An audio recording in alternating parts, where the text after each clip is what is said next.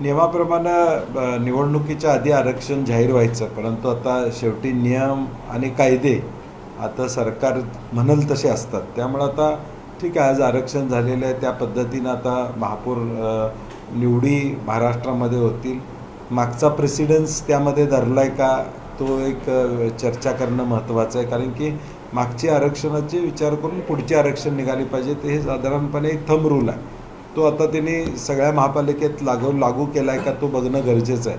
कारण की जिल्हा परिषदच्या गटांचे जे आरक्षण झाले ते मागचे आरक्षण गृहीत न धरता नव्यानं आरक्षण अशा पद्धतीचं नियोजन त्यांनी केलं होतं.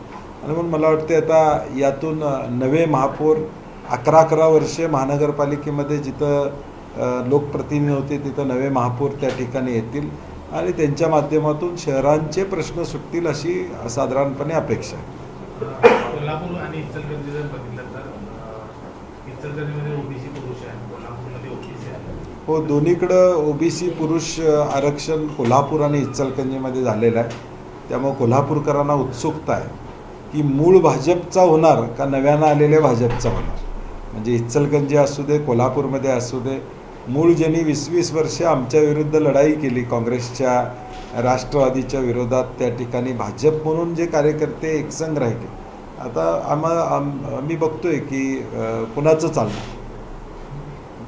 आता आरक्षण तर जाहीर झालं, पण महापौर निवडीची तारीख येईपर्यंत, सभा बोलवेपर्यंत ते बरेच राजकारण आहे तापणार आहे. कुणाचा महापौर होणार, काय होणार, याचं राजकीय वातावरण तापल्याचं पाहायला मिळणार आहे. त्यामध्ये काही काँग्रेसला कुठं राज्यामध्ये संधी किंवा काय नाही, आज प्रत्येक जिल्ह्यामधली समीकरणं कदाचित या 2-4 दिवसामध्ये बदलण्याची शक्यता नाकारता येत नाही. आणि म्हणून काही ठिकाणी काही गोष्टी महाराष्ट्रामध्ये देखील घडू शकतील. कारण की आपण ते पाहतो की अनेक जिल्ह्यामध्ये नाराजी होते. महापौरपदाचं आरक्षण झाल्यावर कुणाला महापौरपद मिळणार याच्यावरही काही ठिकाणी नाराजी होऊ शकते. परंतु मला वाटते की पार्टी लाईन सोडून काय गडबड होईल महाराष्ट्रामध्ये असं मला वाटत नाही. कारण की शेवटी प्रीपोल अलायन्स अनेक ठिकाणी झालेला आहे, पोस्टपोल अलायन्स आता महायुती म्हणून त्यांचा त्या ठिकाणी झालेला आहे. त्या महायुतीमध्ये फार काही गडबड होईल असं वाटत नाही. परंतु शेवटी स्थानिक विषयावर काय होईल हे सांगता येणं शक्य नाही.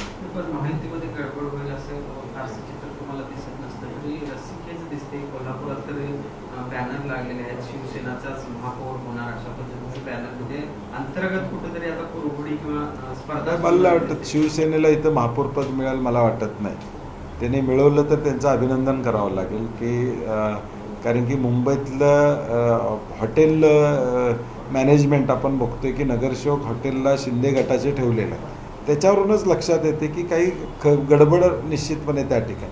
आणि म्हणून मला नाही वाटत कोल्हापूरमध्ये शिंदे गटांना महापौरपद त्या ठिकाणी मिळेल. भाजपचाच महापौर ते करतील, परंतु मूळ भाजपचा का हा याची उत्सुकता कोल्हापूरकरांना आहे. पण ज्या पद्धतीनं आपण बघतोय मुंबईमध्ये फारशी भाजपची शिंदे गटाला घेण्याची भूमिका कशा पद्धतीची आहे आणि आपण बघतोय महापौरपद आहे, त्याचबरोबर स्टँडिंग कमिटी देखील काहीसं देणार नाही अशाच पद्धतीचा एक मेसेज इनडायरेक्टली दिला गेल्याचं दिसते. काय मुंबईत आता खुल्या प्रवर्गाचं आरक्षण नाही, मला वाटते मुंबईचा निर्णय दिल्लीत होणार. मुंबईचा निर्णय मुंबईत होणार नाही.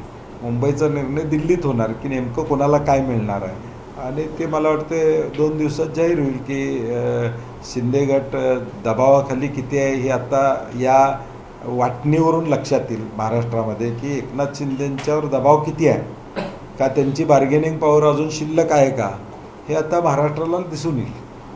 काल पुष्पक साहेब असं म्हणाले की कोल्हापूरच्या महापौरपदासंदर्भात या सगळ्याचा निर्णय मुख्यमंत्री मला वाटते काल एक सोशल मीडियावर व्हॉट्सअप व्हायरल झालेला आहे की मुख्यमंत्री काय काय निर्णय घेणार आहेत. मला वाटते आता कोल्हापूरच्या महापौरपदाचा सुद्धा निर्णय मुख्यमंत्री घेणार असतील तर मग इथले नेते सक्षम नाहीत हे सिद्ध होते. खरं तर सगळ्यात मोठा पक्ष कोल्हापूरमध्ये काँग्रेस ठरलेला आहे. अजून काँग्रेसची वेटाची भूमिका आहे की नाही, आम्ही आता आमच्या गटनेत्यांची किंवा आमच्या नगरसेवकांची बैठक घेऊ. कारण की आम्ही 27 तारखेला पुण्यात जाऊन आमचं रजिस्ट्रेशन, कारण नवीनच नियम यावेळी केला आहे, तो मला वाटते त्याचा विचार सरकारनं करायला पाहिजे होता. म्हणजे आता जिल्हाधिकारी कोल्हापूरमध्ये ज्या त्या महाराष्ट्रातल्या जिल्ह्यामध्ये कमिशनर IAS ऑफिसर आहेत, तुम्ही विभागीय आयुक्त पुण्याला सगळ्यांना घेऊन जावा, अमरावतीला सगळ्यांना घेऊन जावा, नागपूरला सगळ्यांना घेऊन जावा, नाशिकला सगळ्यांना घेऊन जावा. मला वाटतं त्याचा विचार करायला पाहिजे होता की तुम्ही कोल्हापुरात जिल्हाधिकारी कार्यालयातच करायला पाहिजे होतं. काय फार अवघड नव्हतं. तुमचं एखादं उपायुक्त जिल्हाधिकारी कार्यालयात आला असता आणि तिथं खातर जमा केली असती तर विषय संपला असता, किंवा कमिशनरांच्या समोर केलं असतं. मला वाटते डिसेंट्रलाइज करण्याऐवजी सेंट्रलाइज्ड, म्हणजे परत सेंट्रलाइज्ड आमच्याकडं, म्हणजे आता अख्ख्या महाराष्ट्रातल्या, पश्चिम महाराष्ट्रातल्या सगळ्या महानगरपालिकेच्या नगरसेवकांनी तिथं जायचं, परेड करायची आणि तिथं जाऊन आपली ओळख पटवून द्यायची. आता गॅझेट निघतं आहे, ओळख निवडणूक आयोगानं दिलेलं तुमचं निकालाचा सर्टिफिकेट आहे. आता परत जाऊन विभागीय आयुक्तांच्याकडे जायचं, सगळ्यांनी तिथं ओळख परेड करायची. मला वाटतं याचा विचार शासनानं करायला पाहिजे होता. ते जिल्हा स्तरावरच महाराष्ट्रातलं ठेवायला पाहिजे होतं. प्रताप सरांचा एक प्रश्न होता की काँग्रेस महापौर पदाची निवडणूक लढणार नाही, मी ते सांगितलं, आमची नगरसेवकांची बैठक होईल आणि त्यानंतर आम्ही निर्णय घेऊ. तारीख लागल्यानंतर त्याच्या आदल्या दिवशी आम्ही बैठक घेऊ आणि निर्णय घेऊ.